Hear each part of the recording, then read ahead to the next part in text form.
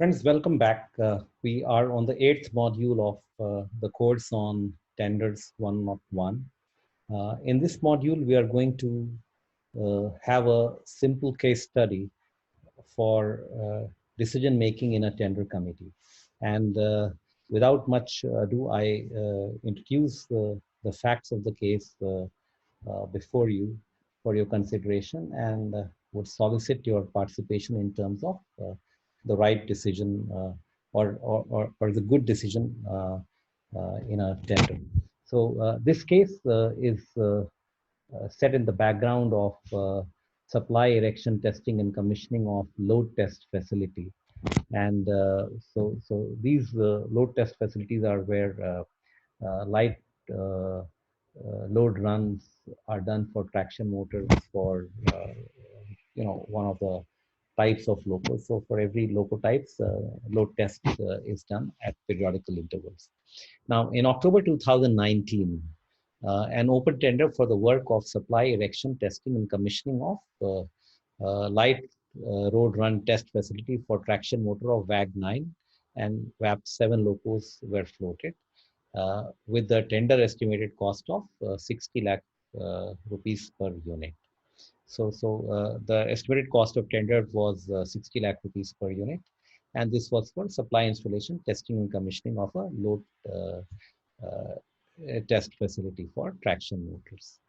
Now, in this case, the basis of rate was obtained as per market survey because at this location, this was being set up for the first time. The total estimated value of 2 units of load test facility at the rate of 60 lakh was is 120 lakhs, so 1.2 crores. So 60 multiplied by 2, 1.2 crores. And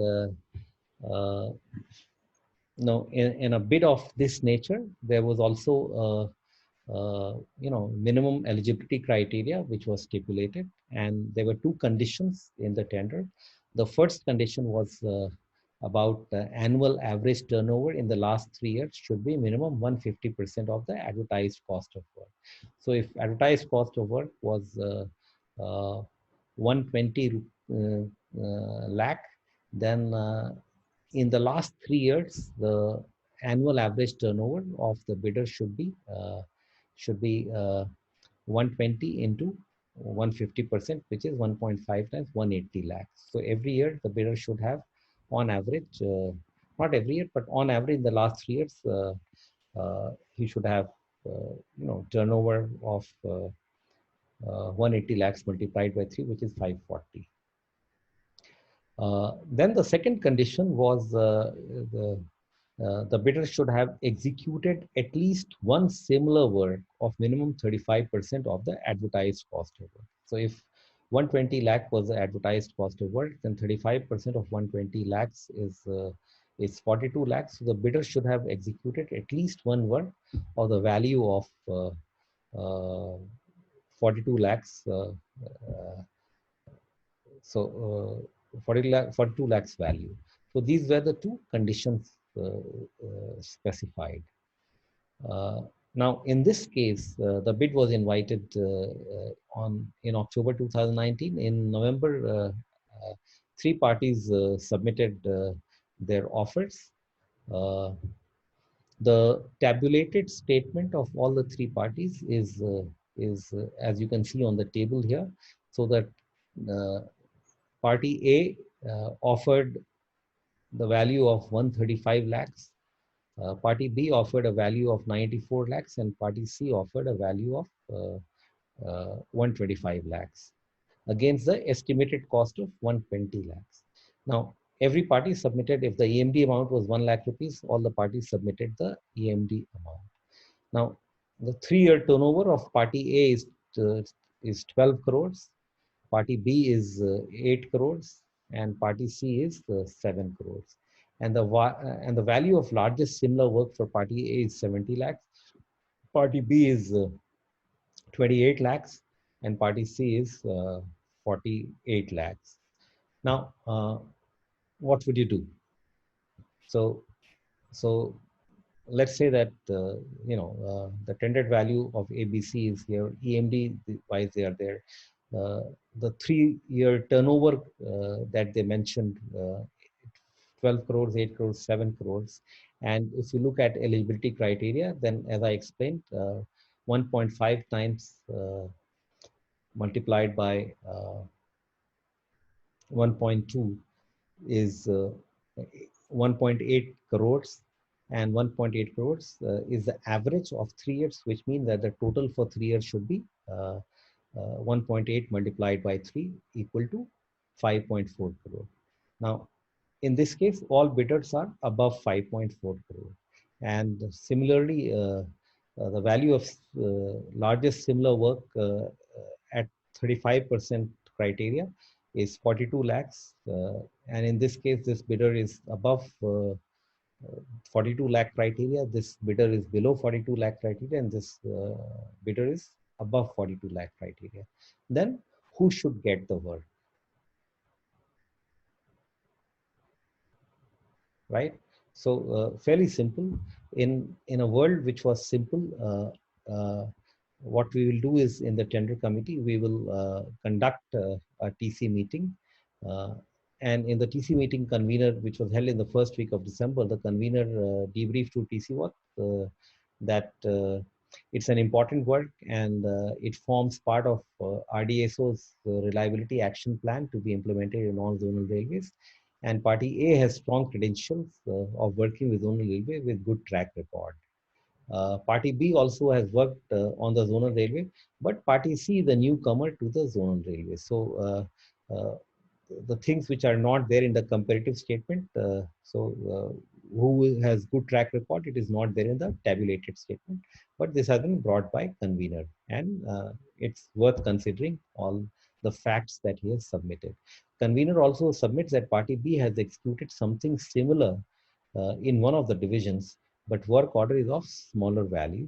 A, B, C are all responsive and valid bids, but B does not fulfill minimum eligibility criteria. So this is what convener has said in the tender committee. Now,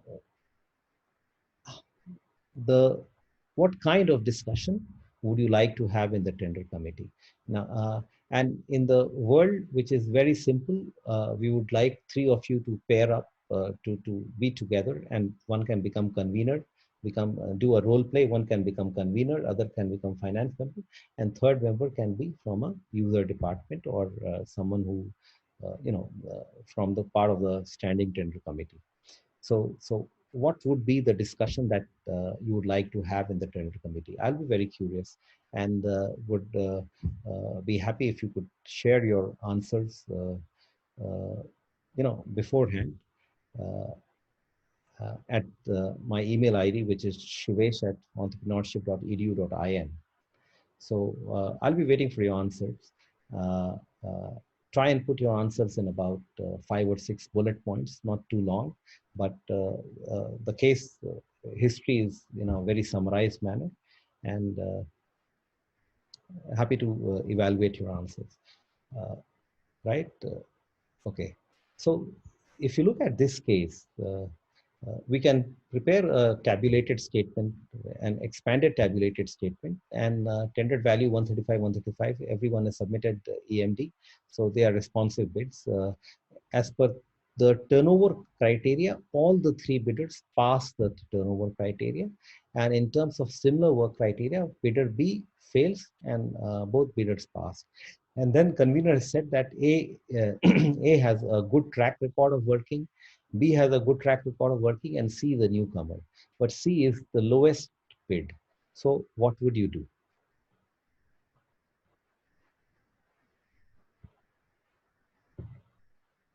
Now, in the real world, uh, we found out that because bidder B could not fulfill this criteria, tender committee rejected the offer of bidder B, which was actually the lowest offer, but not the lowest eligible offer, and declares B as the lowest technically qualified offer, right? So even though he was newcomer, tender committee said that we are going ahead with C, not with A, not with B. B was in any way not the question.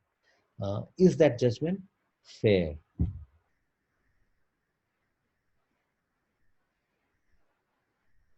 If you have any questions, any thoughts which are coming to your mind, you can again, share with your friends, or go back to your faculty and try and answer. Now, let's look at this case and the real life case and look at what happened. Now, bidder B, which was bypassed because he could not satisfy the single work criteria. He had submitted credential documents for having completed similar work in adjoining division, right? So let's say that you were in CST, in BCT division, and he gave similar work for Baroda division, right? Of having commissioned similar work. But in this case, the one unit was at 28 lakh rupees. Now, what happens? This work was completed in September, so a month before. This bid was called for in October, and everyone had submitted the bid in November, and the TC is having this discussion sometime in December, right? So he had completed this work, similar work, of a smaller value, uh, at 28 lakh rupees. But because the convener, could not account for this while he was preparing his tender document at tendering stage, and he went ahead, the executive went ahead and took the market rate as a basis of setting the tender value, which was at a uh, higher rate because the unit rate from market which he took was 60 lakh rupees instead of the last accepted rate of 28 lakhs. Now, 60 lakhs multiplied by 2 was 128. Now, if he had taken this rate into consideration, two items would be costing 56 lakhs and 36, and 35% of 56 lakhs would be around 18, 19 lakhs or 20 lakh rupees. Now, if that was the estimated cost of work, then bidder B would have been eligible. However, by going through the market rate and ignoring the rate of bidder B, you know, artificially a wrong threshold was set, and this wrong threshold allowed tender committee to bypass bidder B, which was in reality the best offer, right? Uh, and this is what I want you to remember. So very often, the kind of things and the motions through which values are determined and put in the tender document, it is very important to go through how those values were put in the tender document, because uh, if you have not gone through in detail, chances are that uh, you can engulf yourself in a situation very similar to this. And no wonder this case, was one of the vigilance cases in that zonal railway. So with this, you know, uh, there's a small assignment that I want you to submit. So what are the three key learning points for you in this case? Send in your answers on email at my email ID. Look forward. Thanks very much.